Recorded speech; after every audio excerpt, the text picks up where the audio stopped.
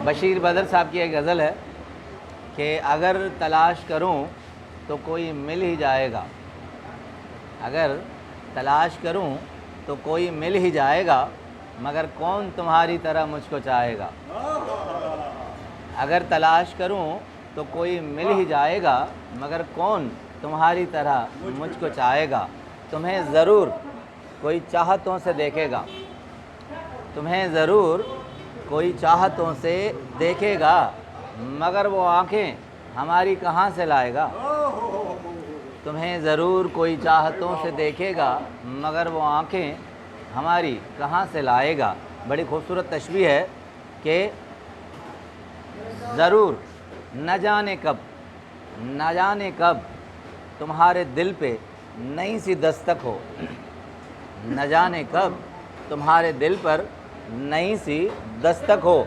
मकान खाली हुआ है कोई तो आएगा, न जाने कब तुम्हारे दिल पर नई सी दस्तक हो। मकान खाली हुआ है कोई तो आएगा। मैं अपनी राह में दीवार बन के बैठा हूँ, मैं अपनी राह में दीवार बन के बैठा हूँ। अगर वो आए तो किस रास्ते से आएगा।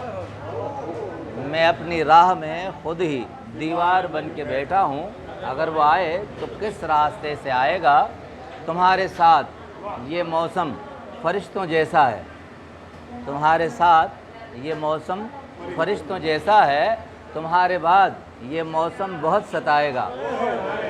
अगर तलाश करूं तो कोई मिल ही जाएगा, मगर कौन तुम्हारी तरह मुझको चाहेगा। बहुत शुक्रिया।